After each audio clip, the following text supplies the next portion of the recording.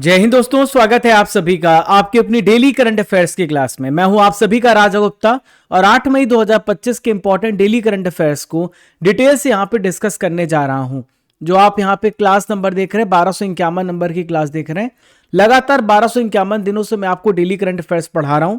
आपको इस क्लास में स्टैटिक जीके मिलेगा, हिंदी इंग्लिश दोनों मीडियम में आपको क्लास मिलेगी भारत के हर एग्जाम्स के लिए। तो चलिए शुरू करते हैं आज के बेहतरीन सेशन। तो पहले आपके लिए मोटिवेशन थॉट है। हमेशा याद रखना 1% निगेटिव थॉट आपकी 99% पॉजिटिव एनर्जी को खत्म कर सकता है। बिल्कुल आप यूं समझ लीजिए कि आपका एक माला है और अगर माला बीच से कहीं से कट जाए तो आप देखिए सारी मोतियां गिर जाती हैं।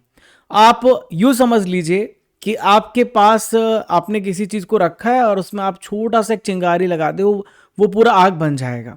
इसी प्रकार से नेगेटिव थॉट होते हैं जो आपके पूरे माइंडसेट को चेंज कर सकते हैं। हमेशा पॉजिटिव रहें, हमेशा पॉजिटिव सोचें, अपने ऊपर विश्वास करें और आगे बढ़िए। आज का सबसे पहला इंपॉर्टेंट क्वेश्चन जो आप सभी के स्क्रीन पर दिख रहा है, आइए देखते हैं। भारतीय सेना ने ऑपरेशन सिंदूर किस देश के आतंकी संगठनों के खिलाफ चलाया है? तो इंडियन आर्मी, आपको पता है, आप सभी को पता चल गया होगा इसकी पूरी डिटेलिंग, हालांकि मैं आपको देने वाला हूं, मैंने आपको बताया भी था इस वीडियो में। तो आपको ध्यान में रखना है, पाकिस्तान के खिलाफ जब हम और आप सो रहे थे रात को 1:30 बजे, यहां पे आतंकी संगठनों के खिलाफ मुहिम चलाया गया ऑपरेशन सिंदूर। तो दोस्तों भारत ने पाकिस्तान के आतंकी संगठन के खिलाफ यहां पे रिटेलिएटिंग यानी जवाबी कार्रवाई बदला लिया है। तो भारत ने ये जो ऑपरेशन है, याद रखिएगा डेट, 6 से 7 मई के बीच में 2025 को चलाया। इस हमले में दोस्तों 7 शहरों को टारगेट किया गया। इसमें 9 आतंकी ठिकाने हैं, उनको यहां पे निशाना बनाया गया। आपने वीडियो भी देखा होगा। बताया जा रहा है कि 100 से ज्यादा ऐसे टेररिस्ट हैं जिनको मारा गया है और इस दुनिया में वो नहीं है, ठीक है। और दोस्तों भारत ने इसमें 24 मिसाइलें दागी हैं इनको मारने के लिए। देखिए इस ऑपरेशन का जो मकसद है, इसका जो ऑब्जेक्टिव है, वो केवल ये है कि जो टेररिस्ट हैं उनको निशाना बनाना, सिविलियंस को निशाना बनाना हमारा टारगेट नहीं था। ना ही यहाँ पर हम मिलिट्री को टारगेट कर रहे थे, हम उन टेररिस्ट को टारगेट कर रहे थे जो बार बार भारत को परेशान करते हैं और भारत की संप्रभुता के खिलाफ ये आवाज़ उठाते हैं और चुनौती देते हैं।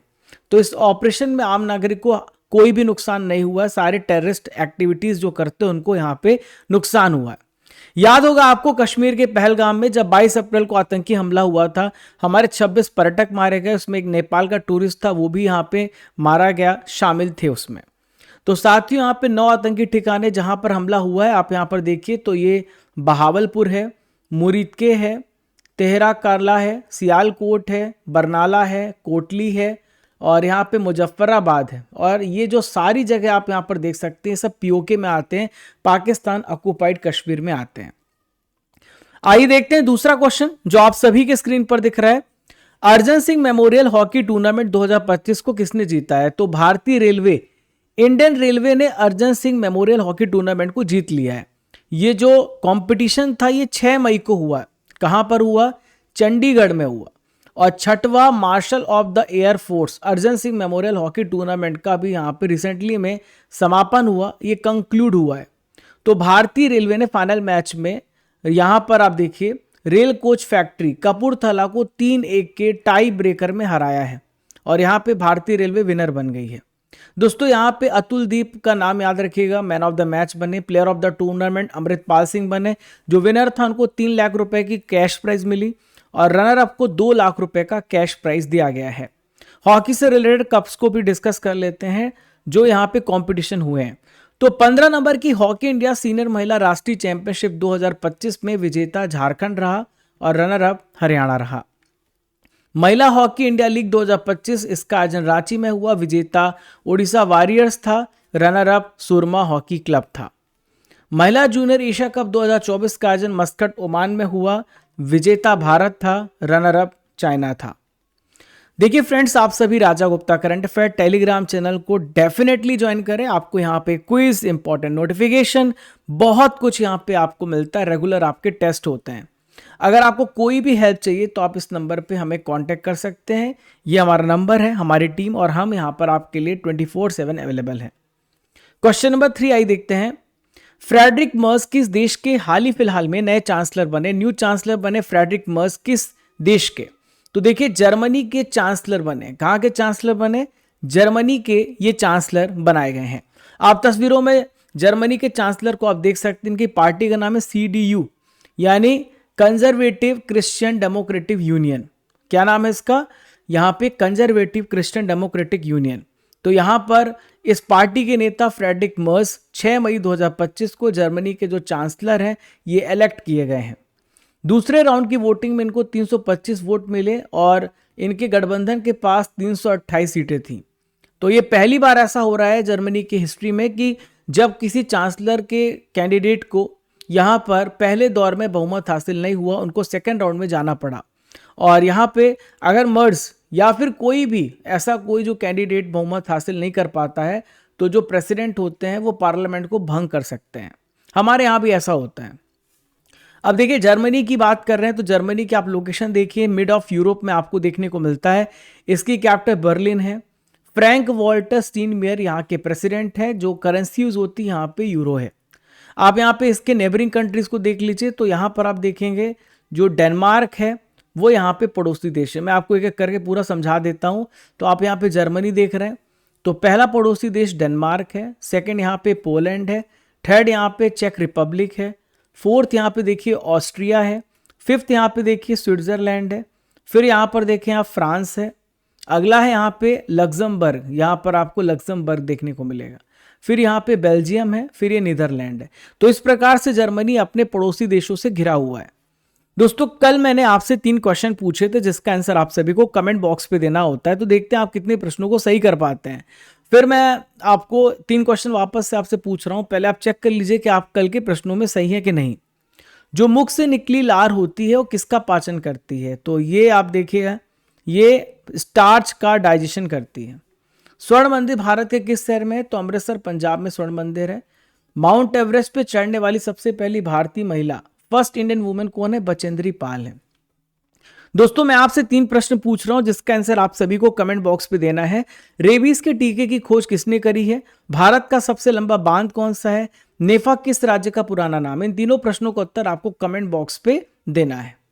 क्वेश्चन नंबर 4 आई देखते हैं।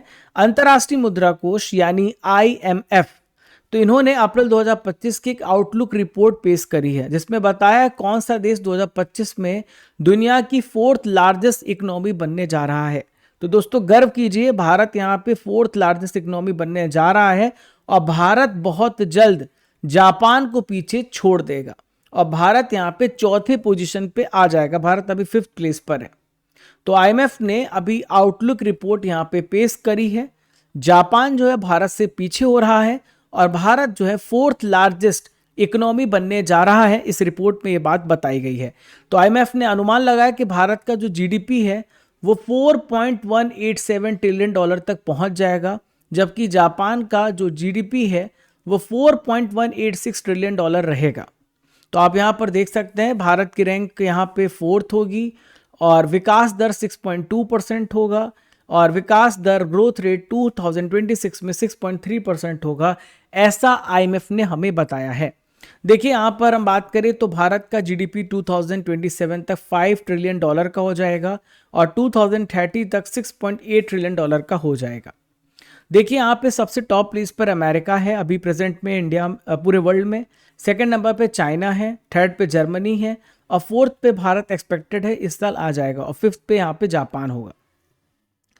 भारत ने किस देश के साथ मुक्त व्यापार समझौते पर यानी कि फ्री ट्रेड एग्रीमेंट को यहां पे भारत ने साइन किया है? तो मुक्त व्यापार समझौता भारत ने ब्रिटेन के साथ रिसेंटली में साइन किया है।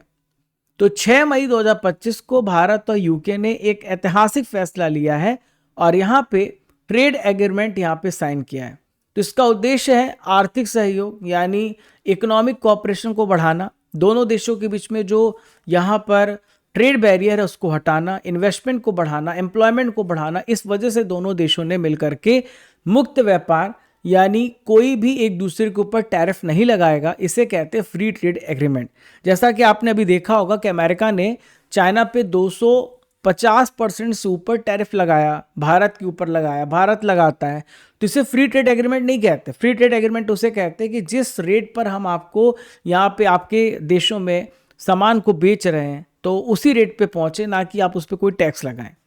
तो इस समझौते पे जितनी भी वस्तुएं हैं, सेवाएं हैं, उसमें टैरिफ को रिमूव करने का, हटाने का प्रावधान है। तो ब्रिटेन को जाने वाले 99% भारतीय जो एक्सपोर्ट हैं उस पर कोई सीमा शुल्क नहीं लगेगा, वो उसी रेट पे पहुंचेंगे। तो हमारा जो डोमेस्टिक डिमांड है वो बढ़ जाएगा, हम यहाँ पे और अच्छे तरीके से हमारे देश की इकोनॉमी को बूस्ट मिलेगा। भारत ने ब्रिटेन से वादा किया कि 90% टैरिफ लाइनों पर टैरिफ कम किया जाएगा या इस पे समाप्त किया जाएगा। ऐसे यहाँ पर दोनों देशों ने मिलकर के यहाँ पे एग्री किया है। दोस्तों, आज की नॉलेज की फैक्ट्री में हम पढ़ने जा रहे हैं प्रमुख वैज्ञानिक उपकरण और बहुत सारे उनके कार्य। तो आइए देखते हैं आप कितने प्रश्नों को यहाँ पे समझ पाते हैं ठीक तरीके से। तो बैरोमीटर जो है ये एटमॉस्फेरिक प्रेशर को मेजर करता है। स्टेथोस्कोप आप कई बार डॉक्टर को दिखाने गए होंगे तो आपकी हार्ट रेट और आपके फेफड़ों की मूवमेंट को स्टडी करता है। कार्डियोग्राम, देखो कार्डियक अरेस्ट आपने नाम सुना होगा, तो हार्ट रेट को चेक करता है। हाइड्रोमीटर ये रिलेटिव डेंसिटी फ्लूइड का यहाँ पे चेक करता है। मैनोमीटर जो होता है, जो पौधों की जड़ होती है ना, तो वहाँ पे उसके द्वारा यहाँ पे प्रेशर को मेजर करता है। रेन गेज यहाँ पे वर्षा को मापने के लिए है। भूकंप की तीव्रता रिक्टर स्केल मेजर की जाती है। इलेक्ट्रोमीटर से दूध की प्योरिटी को और फेदोमीटर से समुद्र की गहराई को। एनोमीटर की मदद से हवा की शक्ति गति की माप की जाती है। क्वेश्चन नंबर 6 आइए देखते हैं आपके स्क्रीन पर। रहा, भारत का पहला मानव युक्त अंतरिक्ष मिशन गगनयान कब लॉन्च किया जाएगा? तो ये एक्सपेक्टेड है कि 2027 तक हम यहाँ पे मैंड मिशन यानी किसी इंसान को गगनयान मिशन के द्वारा भेजेंगे। तो आप यहाँ पर देख सकते हैं इसरो के वर्तमान में चेयरमैन, इनका नाम है वी नारायणन। इन्होंने कहा है कि भारत का पहला मानव युक्त अंतरिक्ष मिशन यानी कि जो मैंड स्पेस मिशन है 2027 तक ये उड़ने जा रहा है और भारत इसमें भेजेगा। तो इसमें 3 मेंबर होंगे जो पृथ्वी के लगभग 400 किलोमीटर की दूरी पर जो लोअर ऑर्बिट है वहां पर इसको भेजा जाएगा और उन्हें वापस सिक्योरली सुरक्षित वापस लाया जाएगा। तो नारायण ने यह भी कहा कि 2025-2027 के बीच में हम 3 यहाँ पे मानव रहित यानी अनमैंड जिसमें कोई भी इंसान नहीं होगा और 2 मानव युक्त यानी कि मैंड मिशन हम यहाँ पे भेजने जा रहे हैं। तो भारत अगर इस काम में सफल रहा तो भारत रशिया अमेरिका चाइना के बाद 4th ऐसा कंट्री बन जाएगा जिसके पास खुद का अंतरिक्षयान होगा और वो मानव भेजने पे सफल होगा। तो इस मिशन के लिए एक महिला ह्यूमैनॉइड रोबोट तैयार किया गया जो अनमैन्ड मिशन है। इसका नाम आप यहाँ पर देखिए व्योममित्र है। क्वेश्चन नंबर 7 आइए देखते हैं आप सभी के स्क्रीन पर। 7वां प्रश्न, मॉडर्न स्टील्थ युद्धपोत तमल किस देश से प्राप्त होगा? तो मॉडर्न स्टील्थ वारशिप तमल जो है हम रशिया से इसे यहाँ पे एक्वायर करने जा रहे हैं। राफेल अभी रिसेंटली में आपको पता फ्रांस से हमने एक्वायर किया है। तो ये जो तमल है ये स्टील्थ वारशिप है, मतलब कि ये दुश्मनों के रडार पर नहीं आएगा और इसको डिटेक्ट करना बहुत ही मुश्किल है। तो रशिया में बना एक मॉडर्न स्टील्थ युद्धपोत है तमल, जो कि भारतीय नौसेना मई के अंत में 28 मई को यहाँ पे भारत को मिलने जा रहा है। ये यहाँ पे हैंड किया जाएगा। तो जून में ऑफिशियल रूप से नौसेना में ये शामिल किया जाएगा, इंडक्ट किया जाएगा। तो ये जो जहाज है ये वॉरशिप है। इस पे ब्रह्मोस मिसाइल भी आप जो है लगा सकते हैं। ब्रह्मोस मिसाइल की रेंज 290 किलोमीटर होती है। ब्रह्मोस को भारत और रशिया ने मिलकर के तैयार किया है। और ये जो युद्धपोत है ये रडार यानी जो रडार होते हैं उसके पकड़ में भी नहीं आएगा। तमल की जो विशेषता है एक बार में 3000 किलोमीटर की दूरी तय कर सकता है। 55 किलोमीटर पर आवर की इसकी स्पीड है और सुपरसोनिक ब्रह्मोस मिसाइल भी इसकी मदद से फायर किया जा सकता है। लुइस गैल्वन किस देश के फुटबॉलर थे जिनका हाल ही फिलहाल में निधन हो गया? Luis Galvan was a footballer which country who has passed away? तो लुइस गैल्वन अर्जेंटीना के फुटबॉलर थे। अर्जेंटीना से आपको पता है लियोनेल मेसी आते हैं। तो अर्जेंटीना के वर्ल्ड फेमस फुटबॉलर थे लुइस गैल्वन जिनका हाल ही फिलहाल में निधन हुआ है। अर्जेंटीना ने जब 1978 में फीफा वर्ल्ड कप जीता था तब ये बहुत ही इंपॉर्टेंट की डिफेंडर थे और इनका बहुत बड़ा रोल रहा अर्जेंटीना को फीफा वर्ल्ड कप जिताने में। अर्जेंटीना ने अब तक 3 बार वर्ल्ड कप जीता है फीफा, 1978, 1986, 2022। जब मेसी यहाँ पे अर्जेंटीना के कप्तान थे तब इन्होंने फीफा वर्ल्ड कप को जीता था। 2026 में फीफा वर्ल्ड कप कहाँ पे होने वाला है? कनाडा, अमेरिका और मैक्सिको। 2030 में कहाँ पर होगा? स्पेन, पुर्तगाल और यहाँ पर स्पेन पुर्तगाल पर ये होने जा रहा है। दोस्तों ब्राज़ील की जो फुटबॉल टीम है वो सबसे ज़्यादा सफल रही फीफा वर्ल्ड कप में, 5 बार विनर रही है, 58, 62, 70, 94, 2002 में। हाल ही में कुछ निधन हुए हैं जो आपको मैं पढ़ा चुका हूँ, रिवाइज करा देता हूँ ताकि आपको क्लास में बहुत सारी चीज़ें याद हो जाएं। इतिहासकार हमारे बीच में MGS नारायण, इनका निधन हो गया है। इसरो के पूर्व अध्यक्ष कृष्णा स्वामी कस्तूरी रंगन, वेरी वेरी इंपॉर्टेंट, इनका निधन हुआ है। पोप फ्रांसिस भी बहुत महत्वपूर्ण है, ये रिलीजियस लीडर रहे क्रिश्चियन के। कुमुदिनी लाखिया ये कथक डांसर रही हैं। दोस्तों आप सभी को अर्जुन जेस फाउंडेशन बैच में जरूर एनरोल होना है। जितने भी नए छात्र बहुत ही शानदार तरीके से आप इस बैच में पढ़ सकते हैं। State PSC, SSC, railway, defence सभी एग्जाम्स के लिए 11 विषय मैं आपको पढ़ाऊंगा और आप यहाँ पे अर्जुन कूपन कोड 500 का यूज़ करना, जहाँ पर आपको 11 विषय पढ़ने का मौका मिलेगा। इस नंबर पे आप कांटेक्ट करना, इस नंबर पे मैसेज करना। आपको bilingual class, topic wise test और PDF नोट्स, रिकॉर्डेड सेशन सब कुछ आपको यहाँ पे देखने को मिलेगा। एप्लीकेशन को डाउनलोड करने के बाद आप कोर्सेज में PDF में जाएगा, जहाँ पर आपको PDF मिल जाएगा, टेस्ट सीरीज़ है, daily current affairs, paid course है, सब कुछ आपको एक ही जगह पे मिल जाएगा। ठीक है, क्लियर है? चलो अब यहाँ पर हम देखते हैं नेक्स्ट इंपॉर्टेंट क्वेश्चन। चलिए दोस्तों देखते हैं क्वेश्चन नंबर 9 आप सभी के स्क्रीन पर। हाल ही में किस राज्य ने भारत के पहले trans media entertainment city creator land के शुभारंभ की घोषणा करी है? तो दोस्तों यहां पर इसकी घोषणा आंध्र प्रदेश स्टेट ने करी है। आइए जानते हैं क्रिएटर्स लैंड होता क्या है। तो आप यहाँ पे आंध्र प्रदेश के CM को देख सकते हैं, इनका नाम है चंद्रबाबू नायडू। तो आंध्र प्रदेश की जो कैपिटल है वो अमरावती है। वहां पे भारत का सबसे पहला ट्रांस मीडिया मनोरंजन शहर क्रिएटर लैंड का शुभारंभ की यहां पे घोषणा करी है। 10,000 करोड़ रुपए की इस पहल से लगभग बताया जा रहा है कि 25,000 एम्प्लॉयमेंट नौकरियां पैदा होंगी। तो अमरावती को यहाँ पे रचनात्मक उद्योग यानी कि जो क्रिएटिव इंडस्ट्री है डिजिटल नवाचार के लिए, यहाँ पे लगातार इसे ग्लोबल सेंटर में बदलने का काम किया जा रहा है। तो भारत में इससे क्रिएटिविटी बढ़ेगी और डिजिटल एंटरप्रेन्योरशिप यहाँ पे बढ़ेंगे, इस क्षेत्र में काम किया जा रहा है। दोस्तों यहाँ पे प्रथम घटनाओं को डिस्कस करें तो अभी यहाँ पे मध्य प्रदेश पहला ऐसा स्टेट है जो छात्राओं को सैनिटरी नैपकिन खरीदने के लिए कैश प्राइस देगा। 1 साल में 300 रुपये मिलेंगे। पर्यटन के लिए कश्मीर में जमीन खरीदने वाला पहला स्टेट जो है वो है महाराष्ट्र। भारत के किस नौसेना पोत ने मालदीव में आयोजित HADR अभ्यास में पार्टिसिपेट किया, भाग लिया? तो देखिए इसका नाम है INS शारदा। क्या नाम है? INS शारदा। INS शारदा 4 मई से लेकर 10 मई के बीच में मालदीव में जगह है मफीला फूशी अटोल, वहां पे ऑर्गेनाइज किया गया HADR यानी मानवीय सहायता और आपदा राहत अभ्यास। यहाँ पे INS शारदा ने पार्टिसिपेट किया, भाग लिया है। तो इसका उद्देश्य है कि जब किसी भी प्रकार का डिजास्टर आए, आपदा है, तो उस समय कोऑर्डिनेट करना और तुरंत ही रैपिड रेस्पॉन्स करना और अपनी क्षमता को बिल्डअप करना। देखिए कुछ इंपॉर्टेंट अभ्यास है जो आपके एग्जाम में पूछा सकते हैं, आइए डिस्कस करते हैं। हरिमाऊ शक्ति भारत और मलेशिया के बीच में होता है, इस बार मलेशिया में हुआ है। गरुड़ शक्ति भारत और इंडोनेशिया के बीच में होता है, जकार्ता इंडोनेशिया में ऑर्गेनाइज किया गया। अग्नि वॉरियर भारत इंडोनेशिया के बीच में होता है, महाराष्ट्र में हुआ। विनवेक्स भारत वियतनाम के बीच में होता है, अंबाला और चंडीगढ़ जो कि हरियाणा में ऑर्गेनाइज किया गया। ऑस्ट्रा हिंद भारत ऑस्ट्रेलिया के बीच में होता है, इस बार पुणे महाराष्ट्र में ऑर्गेनाइज किया गया। प्रश्न नंबर 11 आइए देखते हैं। विश्व रेड क्रॉस दिवस कब मनाया जाता है? When is world red cross day being celebrated? तो वर्ल्ड रेड क्रॉस डे आज 8 मई है। 8 मई को ये इंपॉर्टेंट डे मनाया जाता है। 1 मई को क्या मनाया जाता है? World labour day. 3 मई को क्या मनाया जाता है? World press freedom day. 7 मई को क्या माना जाता है? Athletics day. कौन सा डे? Athletics day. तो विश्व रेड क्रॉस दिवस हर साल 8 मई को ऑब्जर्व किया जाता है और रेड क्रॉस के जो फाउंडर थे हेनरी डुनेंट, तो इनकी जयंती के उपलक्ष्य पे ये मनाया जाता है, सेलिब्रेट किया जाता है। हेनरी डुनेंट जो थे रेड क्रॉस के संस्थापक थे और ICRC यानी international committee of the red cross के भी संस्थापक रहे हैं। तो 8 मई 1948 को पहली बार ये वर्ल्ड रेड क्रॉस डे मनाएगा, तब से लेकर आज तक ये रेड क्रॉस डे मनाया जाता है। तो रेड क्रॉस को कई बार शांति पुरस्कार मिल चुके हैं, लोगों की भलाई के लिए काम करते, हेल्थ सेक्टर में काम करते, शांति को स्थापित करते हैं। दोस्तों यहाँ पे मई के इंपॉर्टेंट डे को रिवाइज करते हैं। तो 11 मई को नेशनल टेक्नोलॉजी डे मनाते हैं, टेक्नोलॉजिया।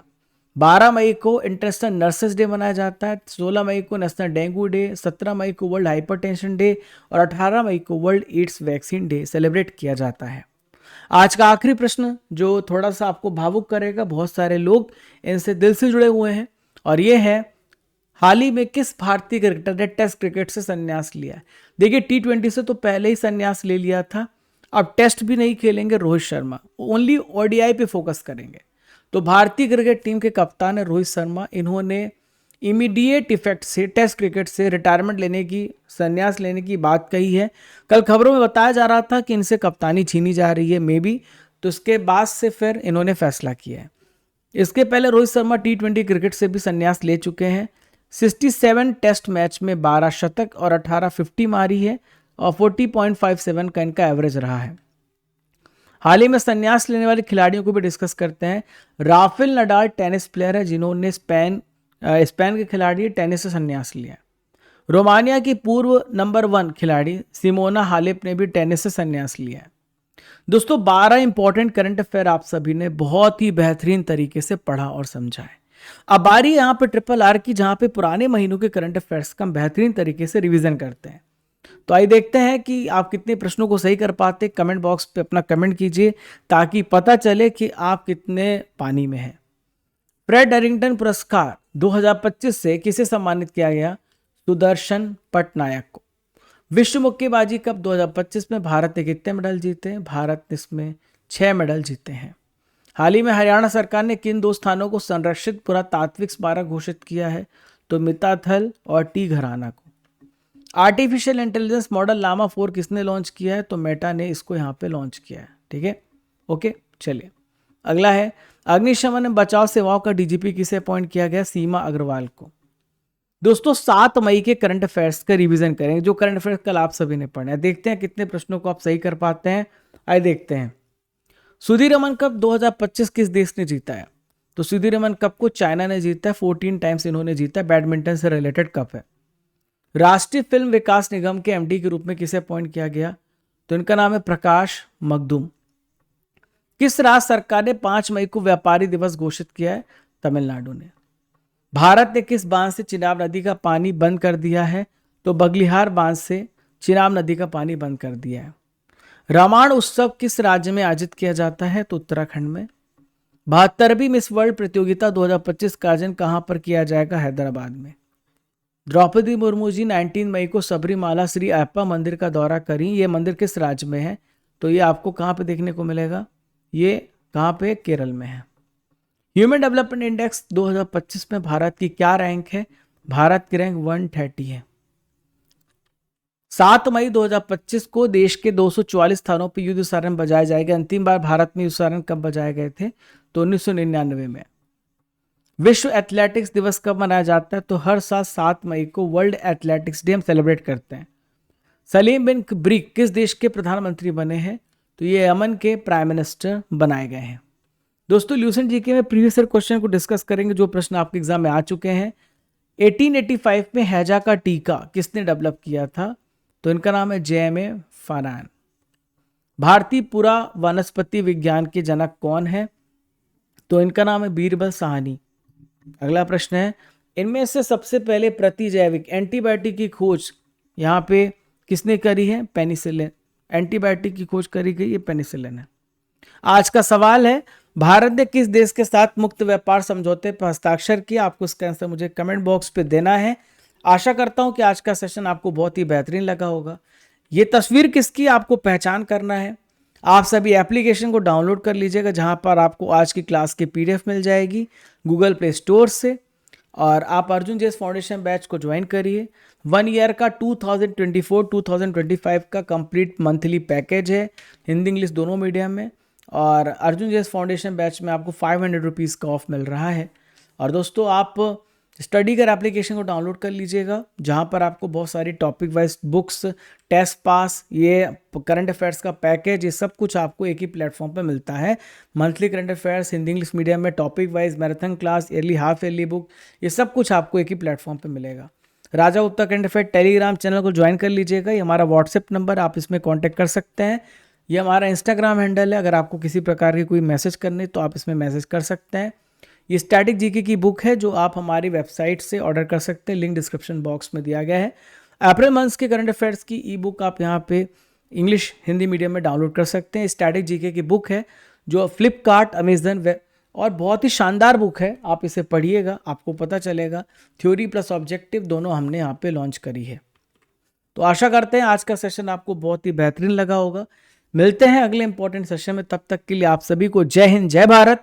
चैनल पर अगर आप पहली बार आए, डोंट फॉरगेट टू सब्सक्राइब, और वीडियो पसंद आए तो लाइक करिएगा, अपने कमेंट करके अपना फीडबैक दीजिएगा।